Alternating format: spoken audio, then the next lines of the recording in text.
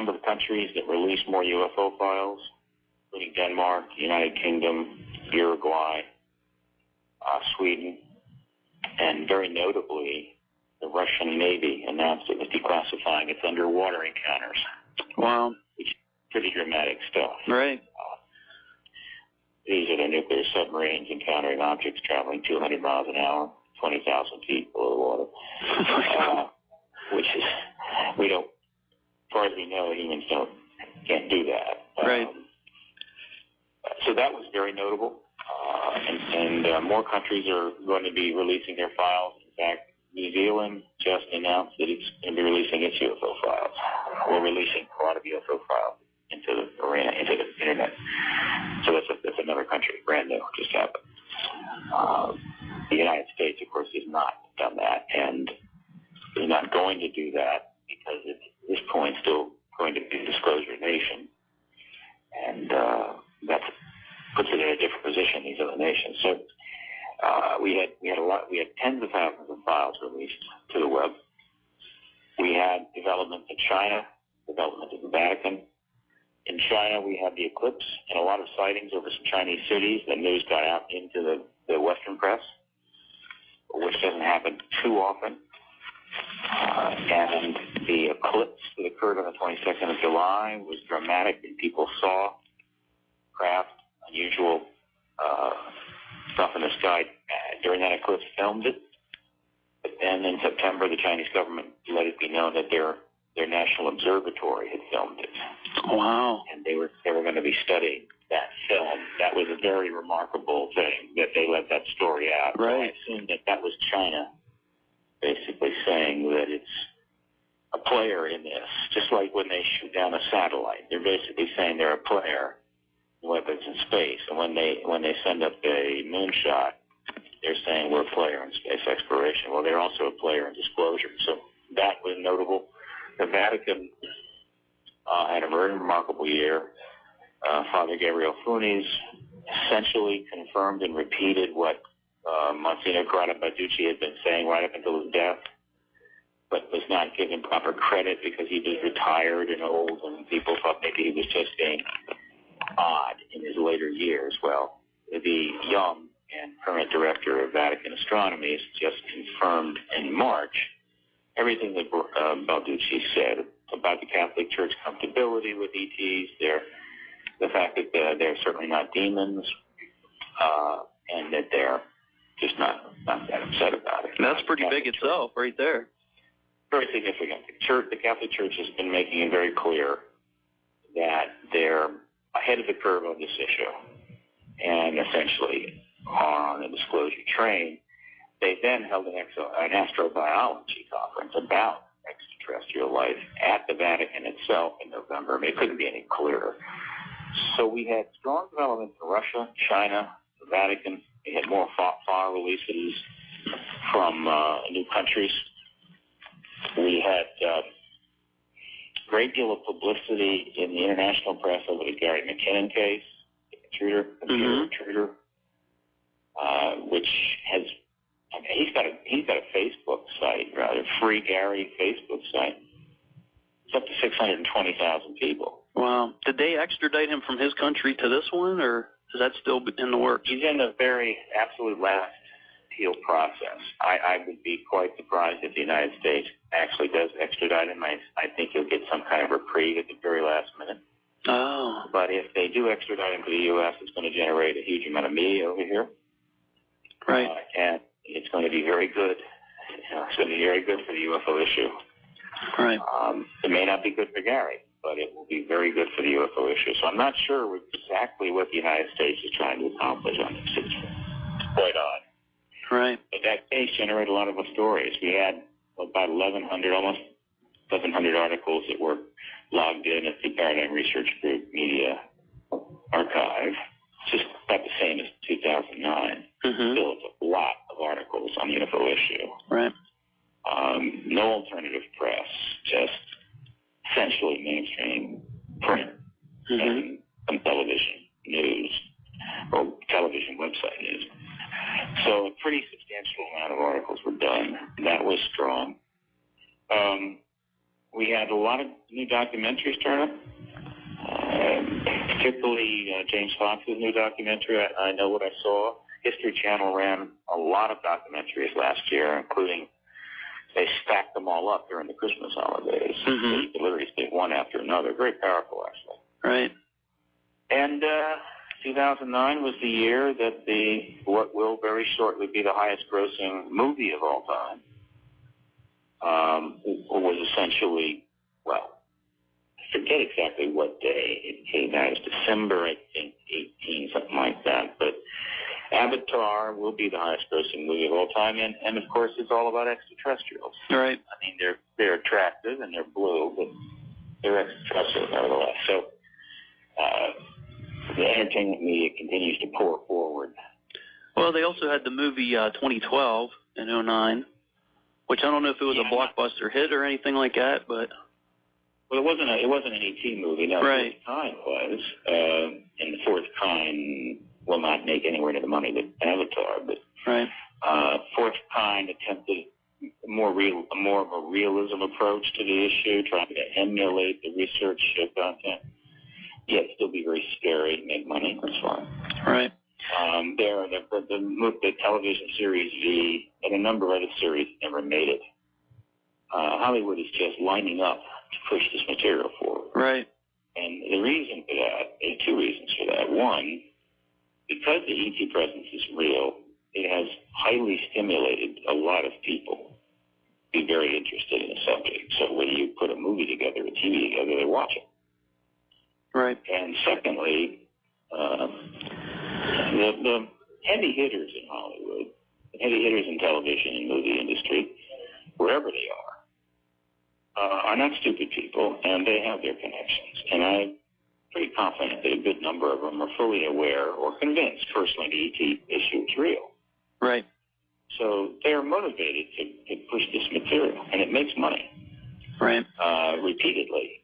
So we had the acclimatization process continued unabated in 2009. And there were a lot of sightings. The UK had a substantial increase in sightings, almost triple, I think, 2008 rather, the year before. Right. Extraordinary crop circle season. Yeah, I wanted to tell you about a personal experience I had myself when I went to Arizona in November. And I'm pretty sure you've heard of Cynthia Crawford. Yes. Well, I went out to visit her, me and a friend of mine, Terry. And while we were at her house, the first night we're there, we're actually looking out over Phoenix, and all of a sudden these lights appeared over top of Phoenix. And I actually captured this on video, and I put it on my website. I just took a few frames of it because, quite frankly, it wasn't that I was fearful of it, but I was so excited that I couldn't hold the camera together, and it was really shaky. But I captured either 4 or 5 different lights above the city that were strobing in and out of like a green, pink, blue type thing, and it lasted for about 10 minutes, and then they just quit. And you could actually, from my vantage point, it wasn't totally dark. In the picture, it looks like it's pitch black out, but it was just before dark, and you could actually see helicopters and planes beyond these lights. So I knew they weren't anything like that. They were standing still. They lasted for like 10 minutes. It didn't look anything like a flare that would be flickering, like an amber color or whatever. I don't know what they were, but I got them on a video, and they're on my website. But it was really interesting to see. Phoenix certainly has had its share of activity, no question about it. And there's a growing number of researchers there, seem to be attracted there. There's an important new production operation there called Open Minds. It's based in Phoenix. They're launching a television show, radio show, print magazine, online magazine, and website, essentially at the same time, multi-platform, cross-media, which is the future of what you will see. You have to do all these things. You just can't do a show or do a magazine. You do all of this, and then you interconnect them, and that's exactly what they're doing. And so they're going to be bringing very high production values to the subject matter. We've had our moments in the past, but for many years it's been very little money and low production value. So that's going to change. Open Minds new magazine will be a collector's item. Right. Beautifully done. It'll hit the stands in 3 or 4 weeks, so we're hoping people will support that. Right. Print will eventually go away, but it's not gone yet. And this kind of, high gloss, high graphic stuff is very attractive. And so they're launching that. That's out of Phoenix.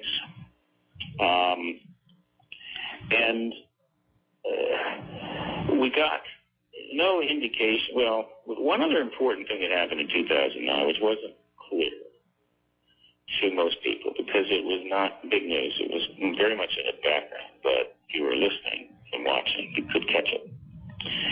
And that is that however opaque Obama's administration has been, which is to say he's been criticized for not living up to his open, transparent government campaign platform more aggressively than he has.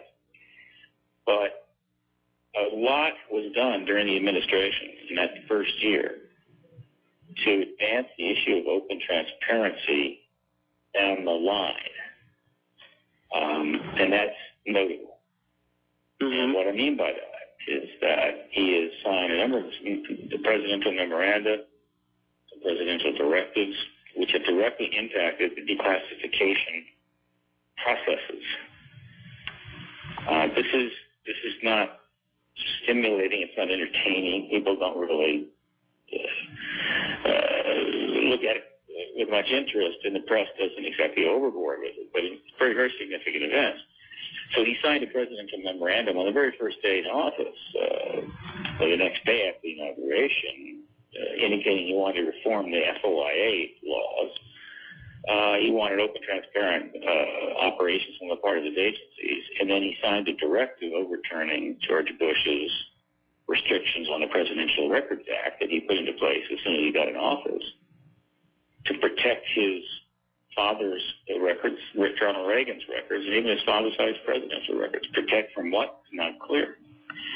So he did that, and then just recently they signed another presidential directive which set up a national declassification center to more formalize a reform of the declassification process, setting new guidelines, which include the fact that documents should not be kept indefinitely, that they needed to be released. This is non-trivial things that he's doing, primarily through congressional or presidential directives. Congress is not really involved with this stuff, and generally doesn't want to be involved in it, but it's coming. And open transparency will be a very major factor in the post-disclosure world, because once the government announces the ET presence is here, people are going to want to know a lot about it, and the government will want to tell them some things, but not everything. Mm-hmm. But just because the government wants to tell you doesn't mean the information is available. Right.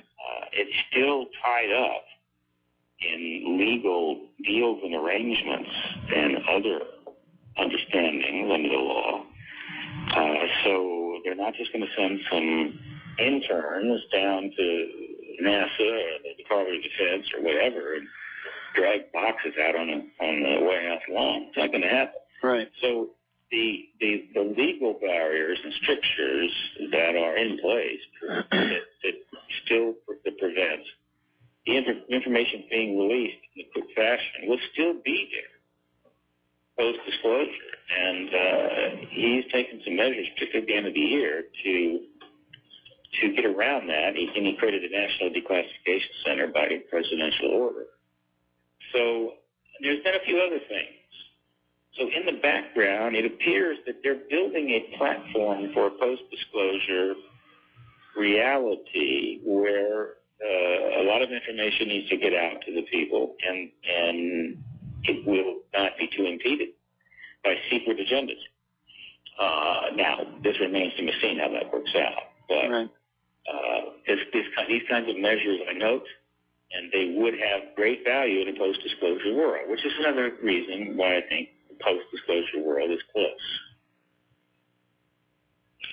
So basically they're preparing for the inevitable.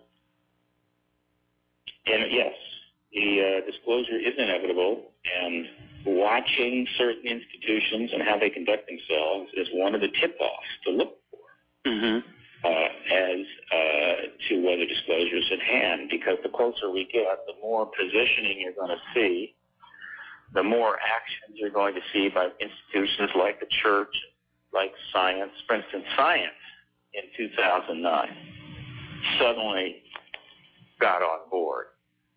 In February the 15th, at the American Advancement of Science meeting in Chicago, a scientist for the Carnegie Science Institute got up and gave a summary or survey of the extrasolar planet research, and in the process happened to drop that I guess he and his colleagues, consensus is now moving toward there being several billions of Earth-like planets in our one galaxy. Oh my gosh! So much for the rare Earth hypothesis. Right. And that's not just any planet; that's actually Earth-like planets, billions. So that was science trying to get on board. The Royal Society of London, one of the nostalgiest and oldest, and some consider the most revered scientific group in the world, is holding right now, as we speak, a conference on exobiology, and they're bringing in a lot of the people that attended the Vatican's astrobiology conference, which includes Paul Davies. Paul Davies wrote a number of books, one of which is called Are We Alone?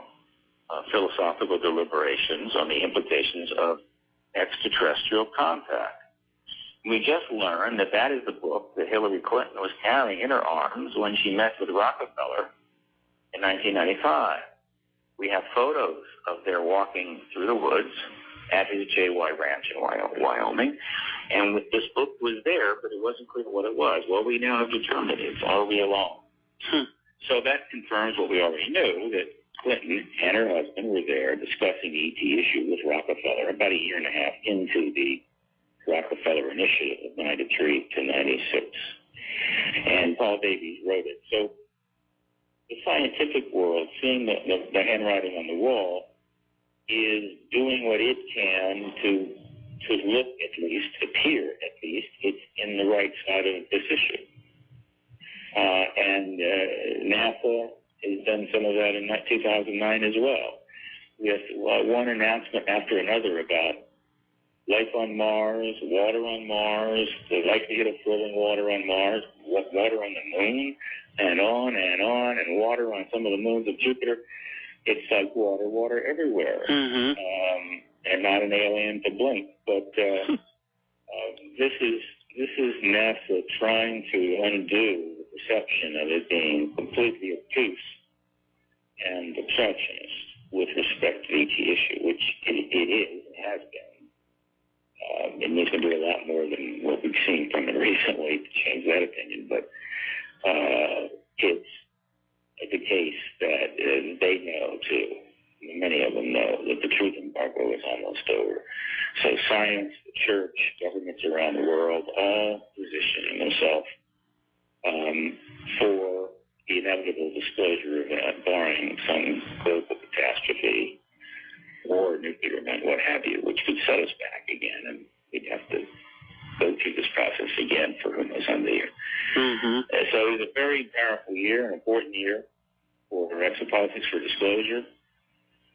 I would say it was an important year for ufology too, but not as much. Ufology is pretty much treading the same ground now, which is not its fault. But ufology has proven the ET presence many times over. It deserves a lot of credit for that, but there's not a lot of credit out there right now. So, MUFON is undergoing a transformation, which got initiated in 2009. Robert Bigelow, the wealthy aerospace entrepreneur out of Las Vegas, put some money kind of into it, and the next thing you know, structural changes are taking place. The executive international director, James Carrion, resigned, took more of a financial position with the entity, and another entity stepped forward to take his place. So MUFON is undergoing some upheaval But there was I see Bigelow trying to get back in the game a number of years after closing down news. He probably wishes he hadn't done that. But now that we're closer to disclosure, I'm sure that Mr. Bigelow would like to be more at the forefront. So, again, we're seeing positioning from Bigelow. It's hard to find anybody that isn't positioning themselves, except the hardcore skeptics who will go down with the ship. Mm-hmm.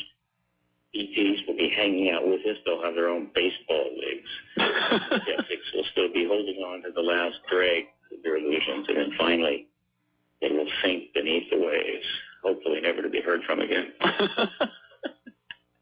Okay, that's a pretty good synopsis of 2009. That's more happened than that, believe it or not, but that's the case. Right. Very interesting year. Right. You know what? And for what do you think we have on the table for the upcoming year? I mean, I was checking out your website, and it looks like you're going to be a very busy man with your speaking. And I guess just to tell the listeners that, excuse me, they can check out your website at paradigmresearchgroup.org. Is that right? That's the main portal. That's right. Mm-hmm. PRG is looking to have a very intense year.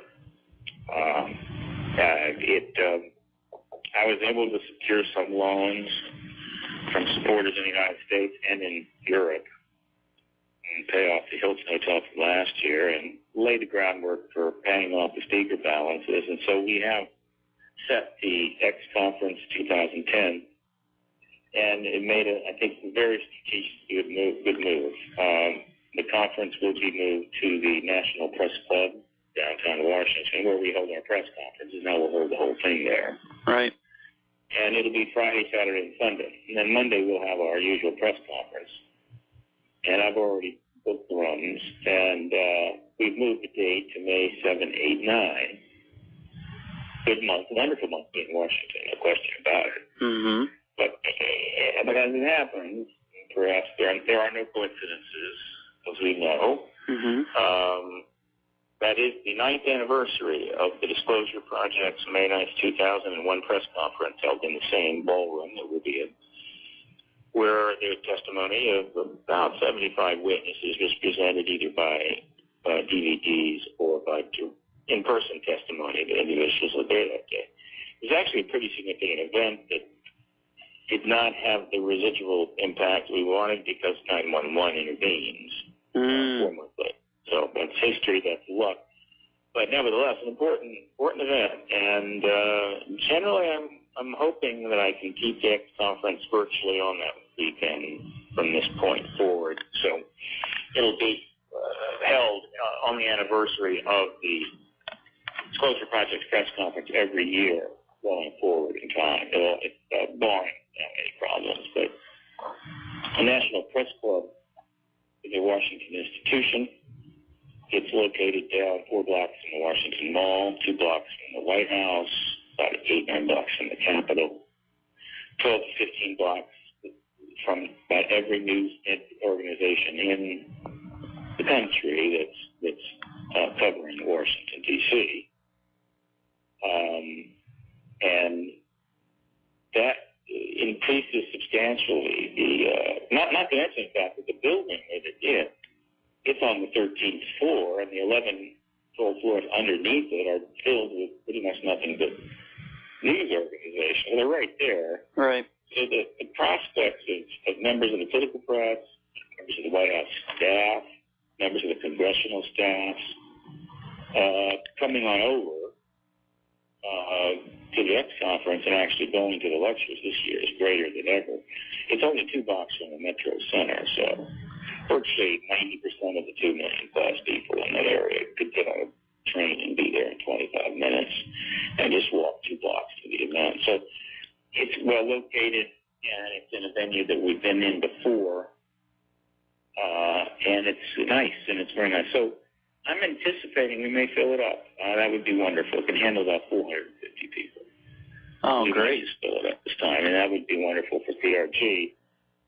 But I'm hoping people will support this conference, that they will make a point to come, bring their friends.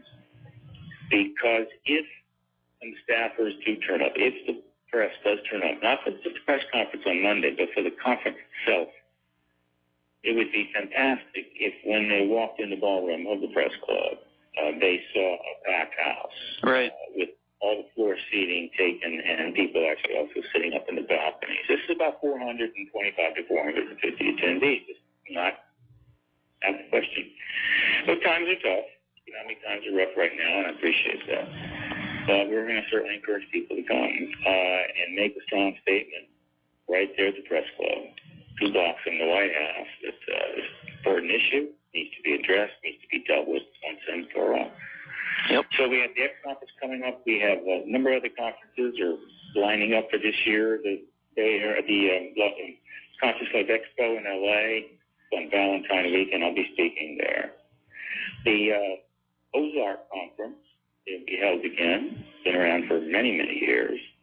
Eureka Springs Arc. I'll be speaking there. There'll be the second Leeds Exopolitics Conference. We'll be held in Leeds, England, UK. I'll be speaking there in August. And an event is coming together for probably the 3rd week of September in Toronto, Canada. I'll be speaking there. And other events, some of the regular conferences are pulling together, including, of course, Laughlin, which will hold its, for now, last full week events in Laughlin, Nevada, right, home of the $30 hotel room, because that conference has been bought from the Brown family by the Open Minds Production. Oh, I see. Right. In Phoenix, Arizona. And they will probably move the conference to a very high-end venue in Phoenix for 2011.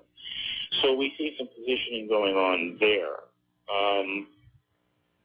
And then, it was an interesting and somewhat complex announcement out of England in December, and that was that they suddenly decided to close their UFO desk down so they could save approximately 55,000 quid a year.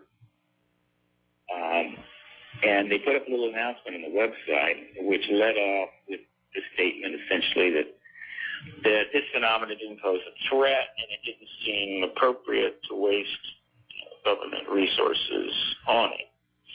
So they shut down the MOD desk. What's going on there is that the UK government, by releasing in a time release fashion these many tens of thousands of UFO files, has generated just a slew of media all over the UK. Every city that's got a sighting case in there is reading the case from their city and writing it up. It's generating hundreds of articles. I know this because I read them and I log them in. So that has stimulated the interest in the subject. They've had a record number of sighting reports, triple 2008. They're getting all these queries, and it's driving them crazy. So in one sense, they're trying to sort of cool the public's jet a little bit and not have to feel so much UFO stuff, because they know the UFO issue is real. And so all of this dance that goes on between their interfaces and the general public is in fact just that, it's a dance. And it's not going anywhere. And they know that. And so they want to waste the time. But there was actually a much more important message there. Because what the MOD did was this. They shut down the UFO desk and indicated they would continue, though, to release more files. And so what they have said is, we are your closest ally in the world. This is commonly said by both sides. And so don't worry about us. We're not going to end the truth embargo unilaterally on our own. We're not going to act and preempt this from you. This is still your baby. You wrap it up, you call it, you hold a press conference. So they've sort of taken themselves out of the loop, and I can appreciate that. But they're also continuing to put pressure on the U.S. to disclose by saying they're going to release more files. Mm-hmm. So it's an interesting maneuver, but it's old paradigm because it's a lie and a misrepresentation. The government still studies UFOs. The government still always has and still does consider them a significant national security matter. And so these non-denial denials that are being put out not only by the U.S. but now by the United Kingdom as well are propaganda, part of the propaganda effort. They're non-trivial in that regard. They're quite substantial equipment that's used to put this fire on. It's a changing environment, changing dynamic every day. And New Zealand just went on board, and I'll wager the next 90 days, 2 to 4 more countries will announce they're releasing UFO files. So the writing's on the wall, so right. wait much longer. All right, Steve. What I'd like to do now is see if we can take some callers now. 814-342-1260. If anybody has any questions for Steve, or if you have had an experience witnessing a UFO, then please call in and tell us your story. In the meantime, have you ever pondered the thought, like, in what ways the disclosure would help humanity? Yeah. I pondered it all right. It's a bottomless subject. It's deserving of countless symposiums at our finest universities, which will not take place until after disclosure.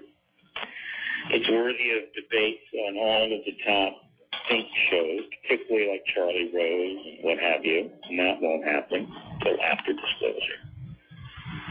And it deserves our finest minds engaging in and writing about it. And that's not going to happen until after disclosure. Right. Because all of these entities have essentially been co-opted by the truth embargo and are not operating appropriately, though they may not even know it. So do you also think that maybe maybe if there are like UFOs and the technology that they hold would maybe get released for humanity to use for, say, energy instead of this crisis that we have with oil and all that? Sure. We want that ET technology. Right. It's not complicated. That's really the prize in this game that we're playing, the payoff. We need that technology. And we know they've made progress with it. We know that they've been flying, we think, versions of this kind of electrogravitic, anti-gravitic craft over our own basis. So that's fairly transformative technology right there. It's developed to be inexpensive.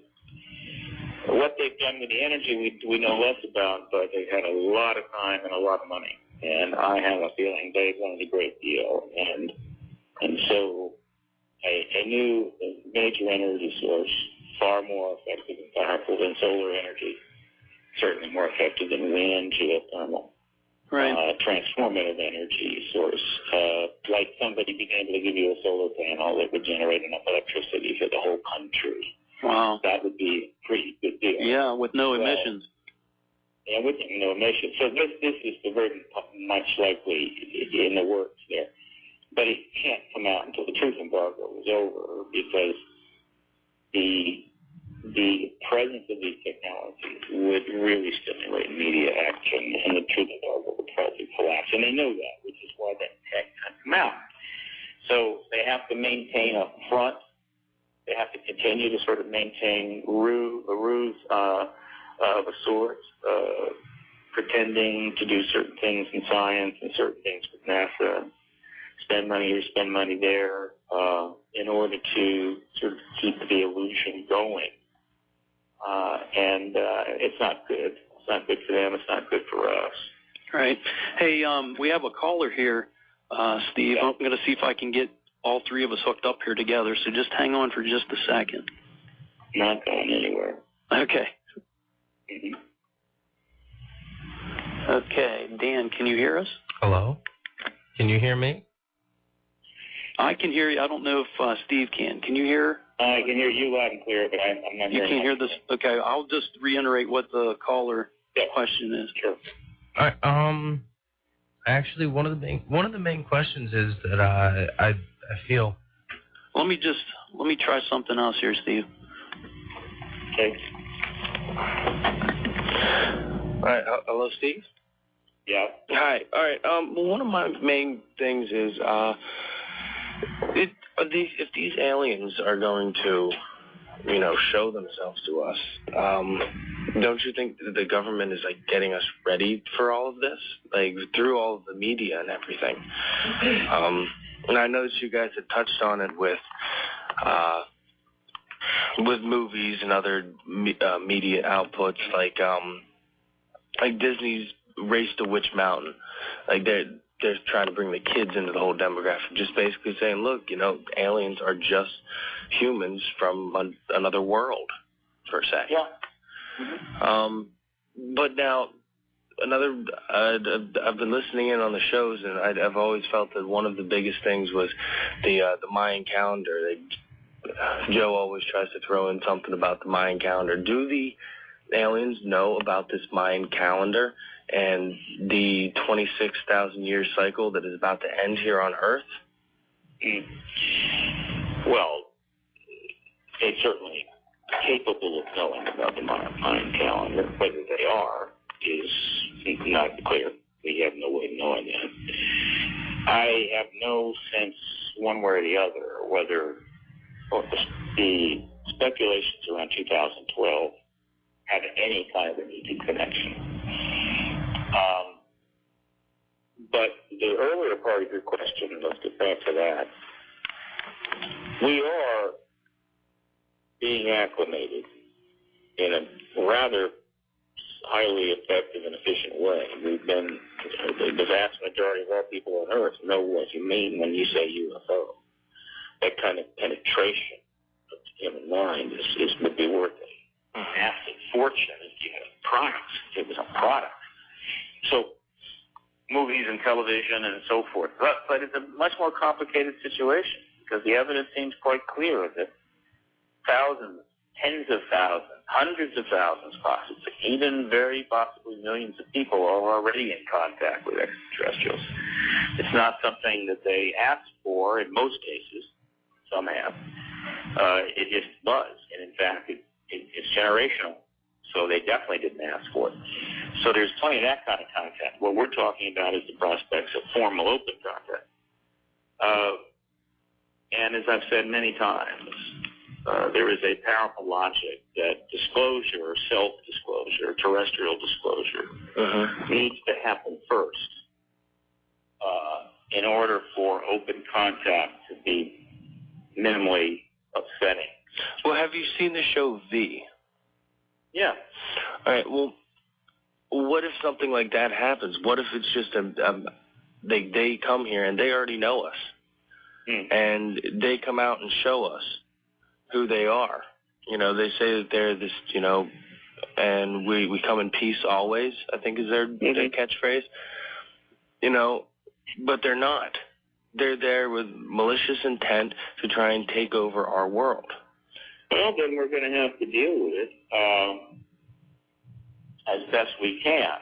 Do we have the technology to deal with it? Well, whatever we have, we have. I mean, the point is that disclosure to me is equally as important in that scenario as in a completely benign scenario. If we're facing that kind of a challenge, and it would be one hell of a challenge, and the idea that the whole vast majority of the 6 billion people on Earth would be kept in the dark while a few individuals rummaged around in the basement to come up with some sort of a fix that would save our butts from extraterrestrial, interference, colonization is ludicrous. I mean, if you're going to have any chance of successfully engaging a non-terrestrial species, you better have all 6 billion people on board. So disclosure doesn't make sense anymore under any scenario. The evidence for hostile ETs is fairly thin. The evidence for hostile human beings, on the other hand, is laying all around us. And I'm not worried too much about it. But we still could have some surprises. There are multiple species, and we do not know. Some people claim to know, usually on the basis of channeled material, which I can't use. But I don't believe we have any concrete understanding of what the relationships are between these multiple species of non-terrestrials. And it could be very complex. It could be completely independent, non-interference, but I think they've got a political structure. So we don't know to what extent the good guys are being contained, or rather the bad guys are being contained by the good guys. We don't know. All of this might become open to us post-disclosure again, and I put it in that category. We don't need to know that right now to get disclosure. But we need to know what the government knows and what the government's done. Right. So that leads me into the next question, Steve. Do you think that there are powers that exist that do not want this to happen, and if so, why? Of course, there are definitely people inside government that oppose it. And I think what's characterized the last 10 years is I believe they've been in a minority since the late 90s. So that's a good thing. But it's a somewhat contrived minority, or rather majority, and there's no way for us to really parse it out because they don't announce or email or even send anonymous information, at least not lately, about what they're doing. We have no idea. But there is a sense that the consensus has moved to favoring disclosure. So whoever the forces of status quo, they're probably going to have to accede to the disclosure event, whether they like it or not. And that's not surprising. There's no reason why anybody would think it would be otherwise. The issue is far too complicated and implicative to be easy to see unfold. There's going to be plenty of people worried about it, plenty of people opposed to it, and it will to some degree be a bit of a majority democracy decision. But the ultimate deciders operate down in the basement of the House of State, and they don't come up for air, and we don't know who they are, and we don't know where they work. We just know that it's down there somewhere. So they're the ones making the call, and we're just trying to ensure they make the right one and that they do it soon. I mean, that's the way I view what I do. Right. They will hold disclosure when they're damn good and ready. We're just trying to give them a strong reason why they need to be ready now. Right. And then it looks like, point of view would be, yeah, it looks like you were saying even with other countries putting pressure, because I think just within one country you can't run the whole world per se. If there's other countries that actually want to get this information out there, that they see it's a benefit for the planet and humanity as a whole. I can't imagine the argument that would persuade me that the U.S. can demand and receive fidelity on this issue anymore. I think the Germans, or rather the Russians or the Chinese would disclose in a heartbeat if they so wanted to. There is one sort of complicating factor here that is very difficult to access, but logical, and that is that the huge benefit that awaits us is probably the ET technology that we've been studying from crashed vehicles. And I think that the game plan would probably be to license it to the first world for some nice money and help our balance of trade, but give it away to the third world, at least to the extent that it can be safely done. So the energy is the payoff. And they can't bring that out. I mean, there's just too much known about the issue now. Too many books, too many reports, too many websites, too many blogs, too many forums. That if the government were to come out and say, oopsie daisy, we inadvertently stumbled on anti-gravitic drive, and boy, is that cool, and here we are. We're going to be working with that, bringing that into play. But it has nothing to do with ETs, you see. All right. And nobody will believe that for a second. Right. So they cannot maintain the truth embargo and bring the tech out. They're mutually exclusive. So disclosure leads to the tech, to the energy and the propulsion systems, and what we know about them. And that leads to a very possibly a very new world, a profound new world, where abundance is taken for granted. A lot of upside to disclosure because of this technology factor, and that's one of the things we keep emphasizing, because a downside issue in its final days can be rather dreary and rather pointless, maybe even.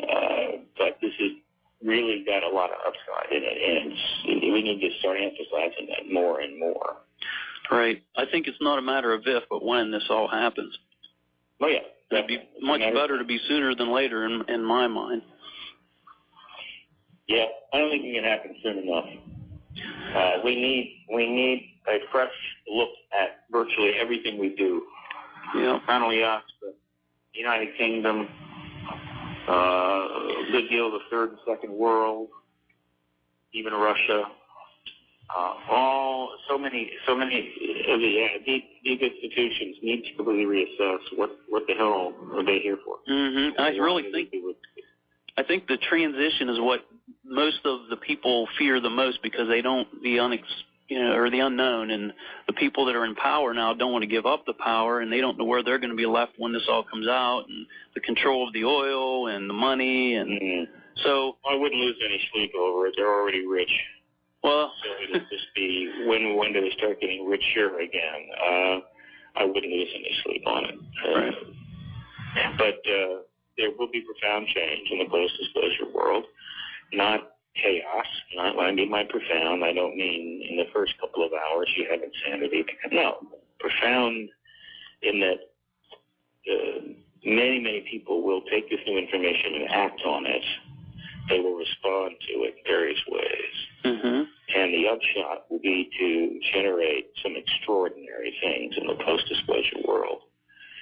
And that those extraordinary things and technologies are going to be put to use pretty quickly. And our world's going to change. And we will either take great advantage of these opportunities, or we will squander them. We have squandered our fair share of opportunities. Right. We may have some more in stock. But a thought that just came to mind was all the people that have been on stage and preaching this and saying, look, this is out there, there are such things, and the naysayers, I just can't imagine the feeling of relief for the people that have actually been abducted and have witnessed this or seen UFOs and have been ridiculed, the feeling of, I told you so type thing. Oh, there'll be a lot of I told you so going around. One of the great exopolitical unknowns, which I'm watching very closely, I haven't decided how deep to get into it, but is that there are X number of hundreds of thousands of closeted contactees, we believe. That's a big number. Right. And the question is, will they start coming out of the closet in greater and greater numbers and politicize themselves? It would be very interesting to see that happen. And it's one of the great unknown questions. But hundreds of thousands of people coming out of the closet on the ET contact and inserting their collective force on the government would be quite a remarkable thing to see. But it's been done before. Right. And this would be just one more instance of that. But again, it could be done right, because whoever does it will have the knowledge that goes before them. But the emergence of contactees as political force will be highly predictable. The irony of it is that the people that have nothing or had no belief system in it before, and now it's disclosed to them, now look who they're going to be looking up to find more information. They're going to be calling the people that have been preaching this. That's the irony to me. Activists, the history of activists has been fairly consistent. And let's just take the ones that are right. Let's don't talk about the ones that are wrong. And that is that you really bug people for a long time about an issue that they need to be bugged about. And you're right, and they need to take action, and they don't. But finally something happens, and then the people step up to the plate. And you're vindicated. But you're not liked, because people don't like being bugged about something, particularly if you're right. And so they generally don't like you.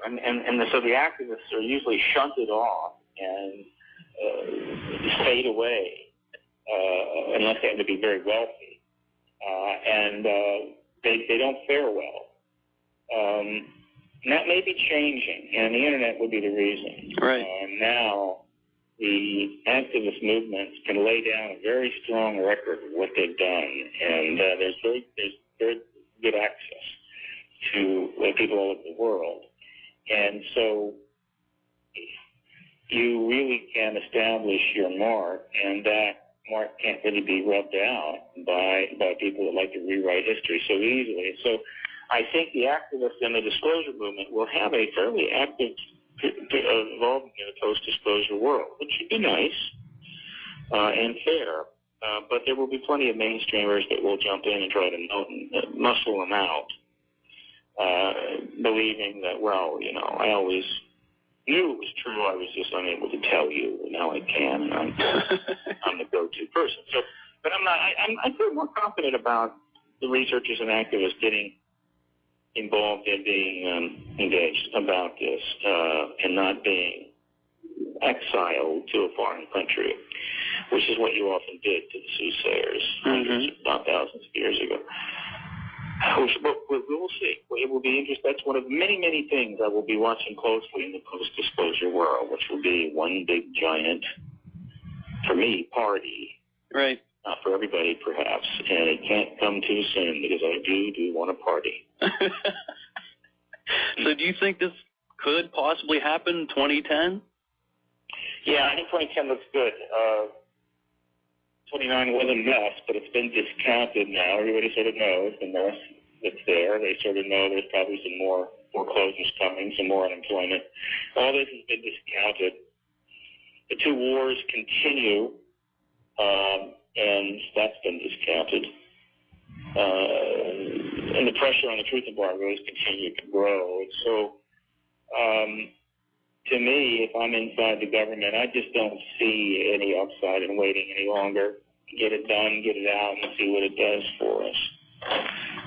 So, barring the odd nuclear attack, the odd, massive avian flu, deadly, Ebola-like pandemic, barring, distraction, a mega volcano going off at Yellowstone, something dramatic like that, I think we can get this done, but we can't take it for granted. That's why the facts in Washington is very important. The PRG, FAX on Washington, factsonwashington.org. We're driving since June the 1st quite a few letters, correspondence, a lot of emails, faxes into the White House press corps. The information's all there at factsonwashington.org. Many people are sending all three, which is what you want to do. You write up something, and then you put it in a fax, you put it in a letter, and you stick it in an email. You send all three out. They can't keep track. And we're raining this correspondence down on them, and they're sticking to their guns right now. Robert Gibbs, who knows all about this, was asked about it and wouldn't say anything. And the reporters that have approached them are not getting any return calls or emails. So they've sort of bunkered up. Meaning, oh man, we don't really want to have to deal with this UFO ET stuff. So why don't we just try to pretend that it isn't happening and maybe it'll go away? It's not going to go away. The correspondence is coming in from all over the world now. Right. And the longer they try to pretend that nothing's happening, the more embarrassing it'll be. So I'm hoping that they'll make their move pretty quickly. All right, Steve, we got about 3 minutes left. Would you like to leave our listeners with a message this time around? Well, the message is, if you want disclosure, you want the truth, we need you to step up on this facts in Washington for sure. It's a short-term approach designed to take us right to disclosure. And every letter, fax, and email sends a message to the media that we're there for you. We want this done. We got your back. So if you get a little flack. Yeah, what can people do? Well, again, they need to send a letter, fax, and email. They need to go to get the information, write it to factsonwashington.org, get those off. Mm-hmm. And the essence of this particular correspondence, what the message they need to be sending, is that the press corps and its brethren, the cousins that cover the State Department and the CIA and the Department of Defense, need to start asking UFO questions, ET questions. They need to start asking the particular ones that have political connections, like the Rockefeller Initiative. And we laid them all out. We listed 13 or so that are more than adequate, enough to drive any state nuts. And they need to push those questions hard. They need to demand proper responses. Being laughed at or told it's silly is not a proper response. But at the website factsonwashington.org, we've actually got the links up to the photographs and the documents and websites and news articles. everything is confirmed. It's all right there. So it's a no-brainer for any reporter if they actually went and looked at it. Right. So would you like They to... are starting to look at it. Right. They are starting to pay more attention, a little more attention every month. Okay. Do you want to give your websites that you want to the listeners to... Yeah, it's ParadigmResearchGroup.org. Mm-hmm. The conference is x-conference.com, and it has a Facebook page now. You can search it. And the factsonwashington.org, very important. Okay. These are the key sites to check out and jump in and join us here. And I hope that as many people as possible will go to x-conference.com and register. Let's fill up the ballroom of the National Press Club in May 7, 8, and 9, so that whoever shows up there is going to see a packed room, and they're going to be very impressed. All right. See the flag, watch that. Sounds great. I want to thank you for being on the show.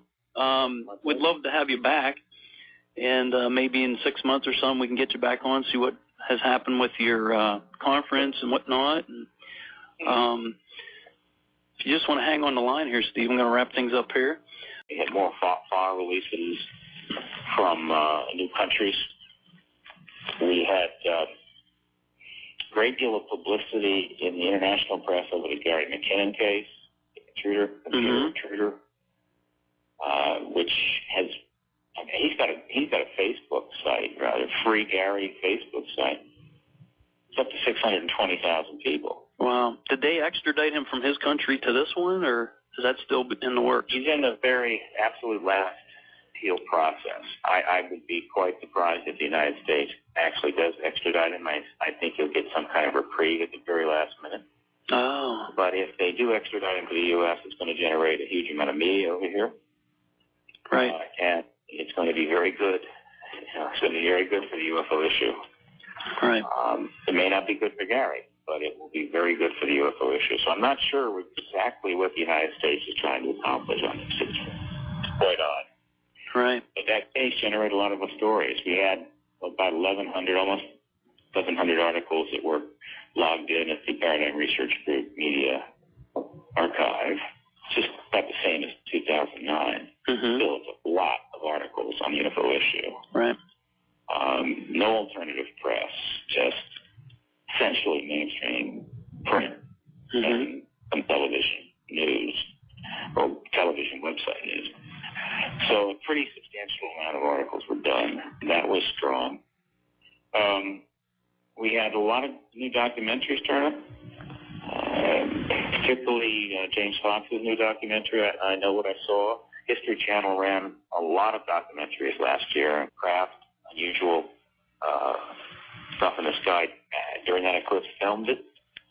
But then in September, the Chinese government let it be known that their national observatory had filmed it. Wow. And they were going to be studying that film. That was a very remarkable thing that they let that story out. Right. So I assume that was China basically saying that it's a player in this, just like when they shoot down a satellite. They're basically saying they're a player in weapons in space. And when they send up a moonshot, they're saying we're a player in space exploration. Well, they're also a player in disclosure. So that was notable.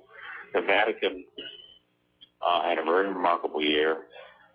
Father Gabriel Funes essentially confirmed and repeated what Monsignor Carata-Balducci had been saying right up until his death, but was not given proper credit because he was retired and old, and people thought maybe he was just being odd in his later years. Well, the young and current director of Vatican Astronomy has just confirmed in March everything that Balducci said about the Catholic Church comfortability with ETs, the fact that they're certainly not demons, and that they're just not that upset about it. That's pretty big itself right there. Very significant. The Catholic Church has been making it very clear that they're ahead of the curve on this issue and essentially are on a disclosure train. They then held an astrobiology conference about extraterrestrial life at the Vatican itself in November. I mean, it couldn't be any clearer. So we had strong development in Russia, China, the Vatican, including they stacked them all up during the Christmas holidays. Mm-hmm. So you could literally see one after another. Very powerful, actually. Right. And 2009 was the year that what will very shortly be the highest-grossing movie of all time was essentially, well, I forget exactly what day it came out. It was December, I think, 18, something like that. But Avatar will be the highest-grossing movie of all time, and of course, it's all about extraterrestrials. Right. I mean, they're attractive and they're blue, but they're extraterrestrials nevertheless. So the entertainment media continues to pour forward. Well, they also had the movie 2012 in 2009, which I don't know if it was a blockbuster hit or anything like that, but. Well, it wasn't an ET movie. No, right. Fourth Kind was, and the Fourth Kind will not make anywhere near the money that Avatar, but right. Fourth Kind attempted more of a realism approach to the issue, trying to emulate the research content, yet still be very scary, make money. That's fine. Right. The television series V and a number of other series never made it. Hollywood is just lining up to push this material forward. Right. And the reason for that, there are two reasons for that. One, because the ET presence is real, it has highly stimulated a lot of people to be very interested in the subject. So when you put a movie together, a TV together, they watch it. Right. And secondly, the heavy hitters in Hollywood, the heavy hitters in television and movie industry, wherever they are,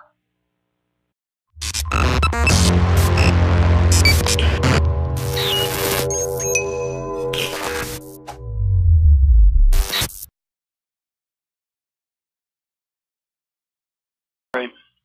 We had a number of countries that released more UFO files, including Denmark, United Kingdom, Uruguay, Sweden, and very notably, the Russian Navy announced it was declassifying its underwater encounters. Wow. Which is pretty dramatic stuff. Right. These are the nuclear submarines encountering objects traveling 200 miles an hour, 20,000 feet below the water. Which is, we don't, as far as we know, humans can't do that. Right. So that was very notable. And more countries are going to be releasing their files. In fact, New Zealand just announced that it's going to be releasing its UFO files. We're releasing a lot of UFO files into the arena, into the internet. So that's another country, brand new, just happened. The United States, of course, has not done that, and is not going to do that because it's at this point still going to be a disclosure nation, and that puts it in a different position, these other nations. So we had tens of thousands of files released to the web. We had development in China, development in the Vatican. In China, we had the eclipse and a lot of sightings over some Chinese cities. The news got out into the Western press, which doesn't happen too often. And the eclipse that occurred on the 22nd of July was dramatic, and people are not stupid people, and they have their connections. And I'm pretty confident that a good number of them are fully aware or convinced personally the ET issue is real. Right. So they are motivated to push this material, and it makes money. Right. Repeatedly.